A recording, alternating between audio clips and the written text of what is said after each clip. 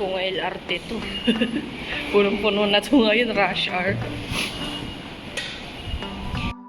Hello guys and welcome sa day 2 namin dito sa Japan. And nandito kami ngayon sa subway ng Hibiya Line sa Ningyocho Station.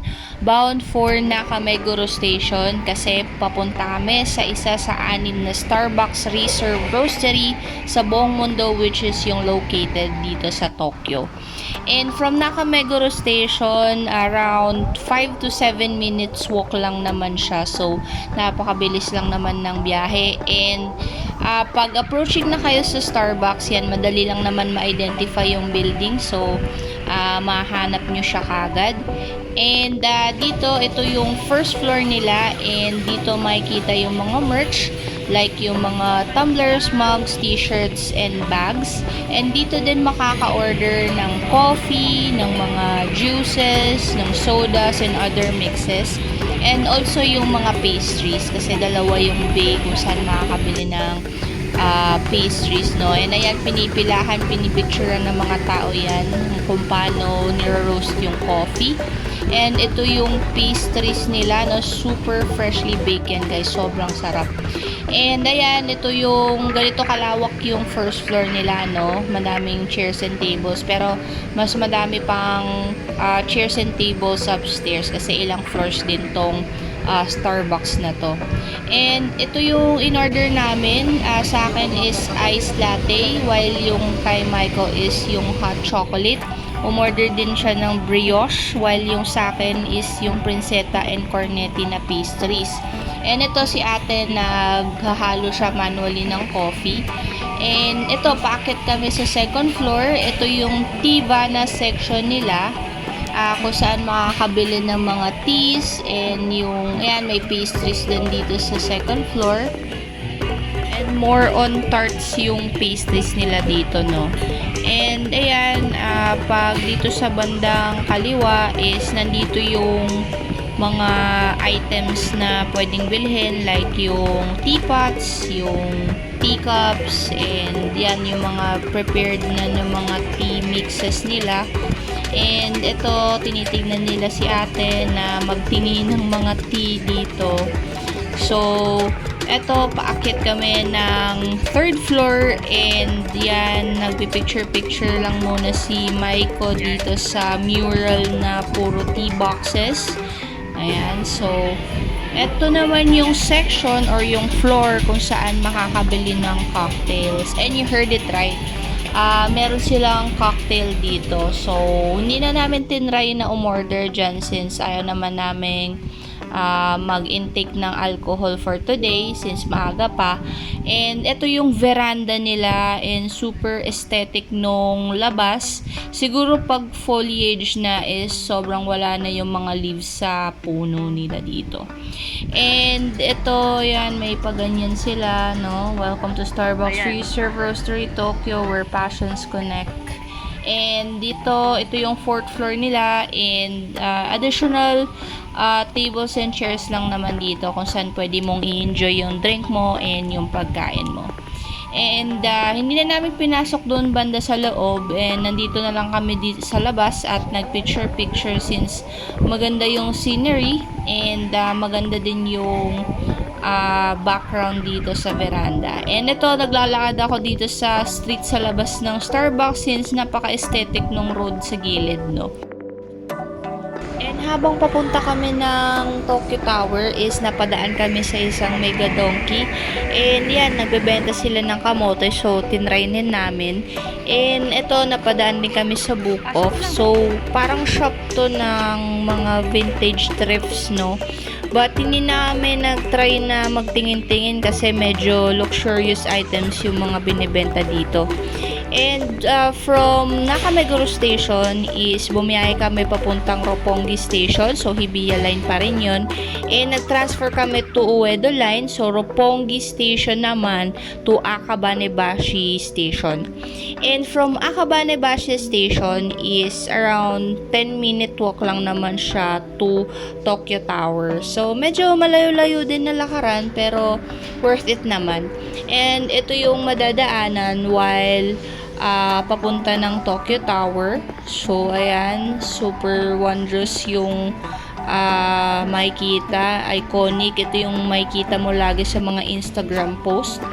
And ayan, sobrang taas ng Tokyo Tower, guys. And mamayang gabi, mas maganda pa yung magiging view nito kasi may mga pailaw or may mga pailaw pa yan. So, ayan, madami din kaming kasabay ng mga turista dito. Mostly mga Korean and Chinese. So, sabay-sabay kaming nagpapapicture dito sa may paahan ng Tokyo Tower. And, ayan, si Maiko, todo picture din siya. Kasi sobrang ganda naman talaga ng view dito sa bandang baba. And ito, pag pumasok ka na dun sa parang mall sa ilalim ng Tokyo Tower, so ayan, madaming pwedeng bilhan ng mga souvenirs tulad ng mga t-shirts, ng mga ref magnets, and other kinds of souvenirs. And ayan, meron din ditong Tokyo Banana. So, ito, common na pampasalubong to kung manggagaling ka ng Japan, no?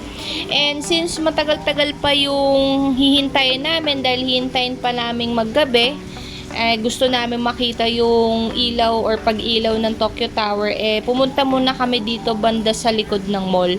And magandang tambayan spot to kasi madaming upuan and medyo malawak yung area.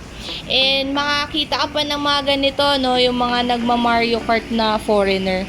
And sa pagkakaalam ko, if interesado kang gawin din to, is kailangan mo ng international driver's license, no. So, i-research nyo na lang kung paano. And yan, nakakatuwa sila tignan, guys. All throughout the city may ganyan. And ito, nakuha na namin yung takoyaki namin. And sobrang sarap niyan, guys. And ito, hindi talaga siya tinipid kasi malalaki yung tipak ng octopus na nilagay dyan sa takoyaki. And ito, gabi na, no, so ayan, nag-ilaw na yung Tokyo Tower. And naghanap lang kami ng spot dito kung saan namin mapipicturean ng buo yung Tokyo Tower.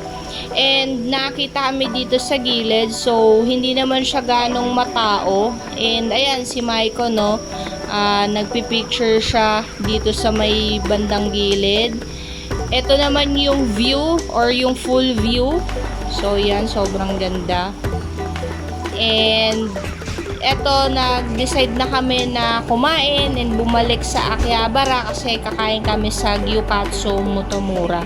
So, ang ginawa namin is bumalik lang kami sa Roppongi Station. So, nasa Uedo pa kami nito and nag-transfer kami back to Hibiya Line. So, Roppongi Station, papunta naman sa Akihabara Station. And dito sa Gyukatsu Motomura, no, expect na meron talagang linya kasi pinipilahan talaga to even ng mga foreigner. But around mga 30 minutes to 40 minutes lang naman yung hihintayin mo. But super worth it naman, guys. And ito, yan yung menu nila. And may mga set yan, no. May set na may drinks, may walang drinks, or set na may beer. And ayan, may complimentary tea sila. And ito naman yung in-order namin, no. Complete set siya. May mga sauces, may soup, yan, may side dishes siya. And ang in-order namin is yung 1 cutlet. Tig 1 cutlet lang kami kasi sa tingin namin ito lang naman yung mauubos namin. Pero may selection pa yan na 1.5 cutlet or 2 cutlets kung gusto mo. I-grill mo lang naman siya para maluto. Pero kung gusto mo din naman siyang kainin ng medium rare is okay lang din naman. And after namin kumain is naglibot-libot pa kami sa Akihabara and dumaan din kami sa Matsumoto Kiyoshi, which is parang drugstore siya na pwede mong pagbilhan ng pasalubong and mga items na mura. And i-share ko lang yung experience ko dito kasi naghanap yung tiyan ko ng CR kasi napakain nga ako ng kamote kanina, 'di ba? And na-amaze lang ako dito dahil super high-tech ng CR nila. And as first time na nag-CR dito sa Japan, ang daming buttons, guys, no? So, yan, may pa-warm seat sila. So, pag upo mo, medyo maligamgam pa yung upuan. And merong mga tunog kung gusto mong hindi naririnig yung ginagawa mo. And hands-free yung mga basurahan dyan and other stuff.